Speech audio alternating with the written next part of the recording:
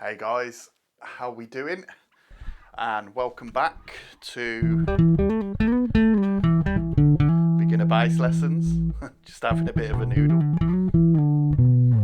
So today we're going to start looking at minor seven arpeggios. Okay. Last lesson we kind of looked at major seven. We talked about how we stack thirds. So root, stack a major third, stack a minor third, and stack another major third, and that was with the major triads major seven arpeggios. Last lesson we moved it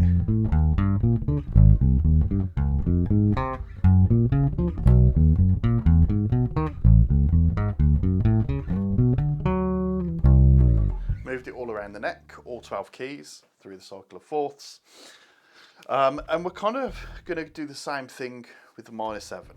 Okay, so we're going to look at how we play it, talk about how it's constructed with those stacked thirds, and there's going to be some exercises moving it all around the neck. Okay, so remember, it's always really important to make sure we are comfortable playing it all over the neck, all 12 keys. Okay, so minor seven arpeggio. We're going to start using C, so you can do it on the 8th fret of the E string, 3rd fret of the A string, your choice. And we're going to start by talking about the stacked thirds. Okay, so all arpeggios, triads, all we're doing is stacking thirds. So we start with the root note C, we stack a minor third to E flat, then we stack a major third to G, and then we stack a minor third to B flat. Okay, so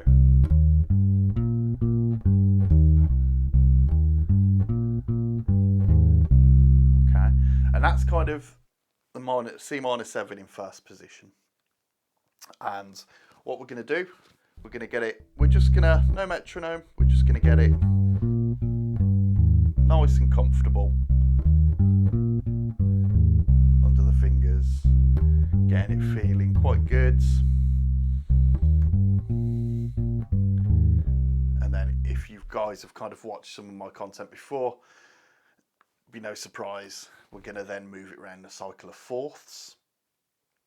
And again, I've got a video about that on the channel, and practice it in all 12 keys. Okay, so no metronome, we're going to take it nice and slow, and we're just going to move it around the cycle of fourths.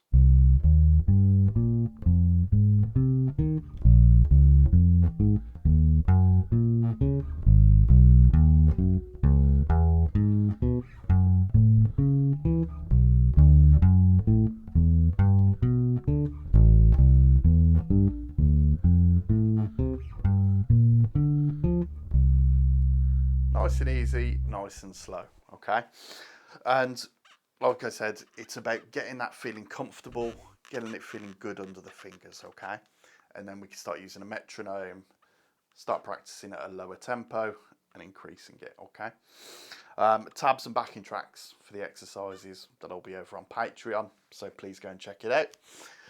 So we've talked about a minor 7 arpeggio and how we stack a minor third from the root, then a major third, and then a minor third. Okay, so root, minor third, major third, minor third. Okay, and we've looked at how to play in one particular position, but like we've discussed in kind of other lessons, it's really important not to get caught in the trap of just going, okay, that's a minor 7 arpeggio, I know how to play it.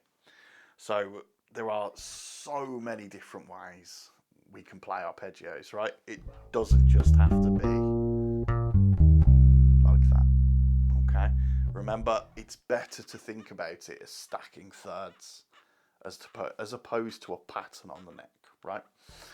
But that being said, there are other patterns we can use which will help you become more fluid with your playing. So we've done first position. Let's look at, well, let's call it second finger position. I tend to use my third. And it's the same thing, right? We're going to start on C. We're going to stack a minor third to E flat. Then we're going to stack a major third to G. and then we're going to B flat with another minor third, G to B flat, stacking that minor third, okay? Oh, made a mistake myself. And if we listen, first position, second position, no difference in sound, no difference in, we're not changing any notes within the arpeggio. It's just another way to play it, which gives you more fluidity around the neck.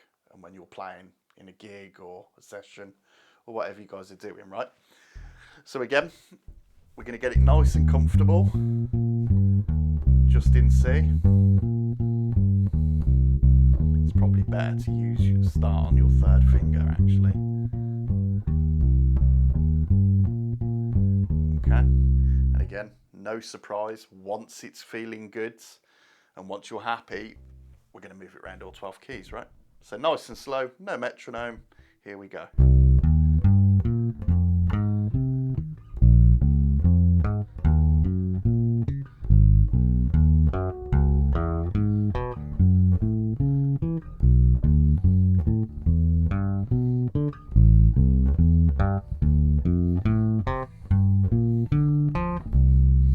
Again, around 12 keys, that wasn't perfect, and that's a good thing.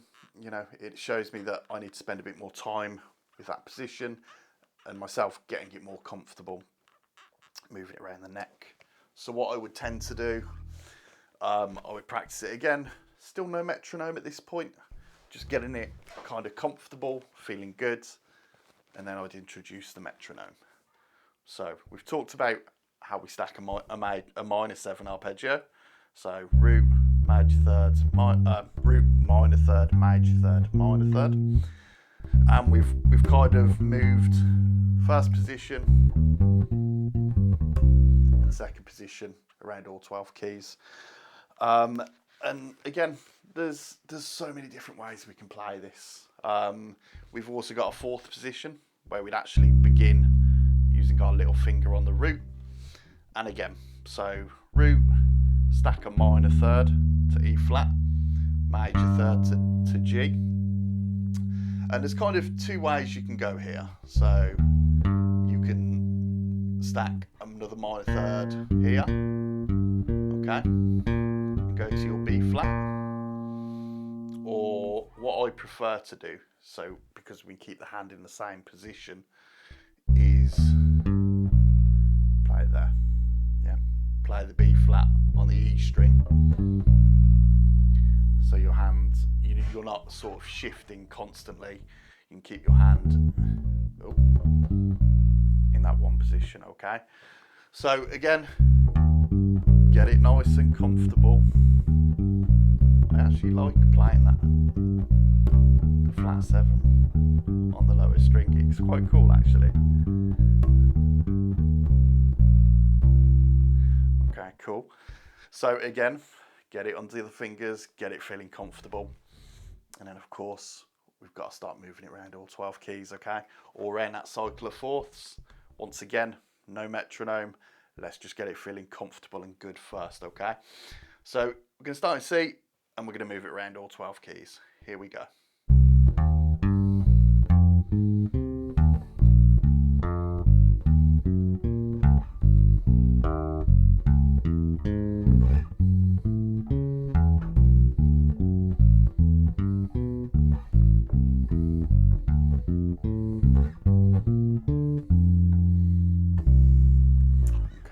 And again, for me, still not perfect, right? Still felt a bit uncomfortable. Not, you know, playing it in root position feels a lot more smoother. It feels a lot more natural. Whereas second position and fourth position, shall we say, still needs a bit more work, especially when we're moving it around the keys. But that's it for today, guys. I'm going to put the tabs on Patreon, so you guys can sort of take this a bit further if you want to. And that's it. And I'll see you in a few days for another beginner bass lesson. And we're going to start looking at dominant sevenths next lesson, okay? So have a great weekend.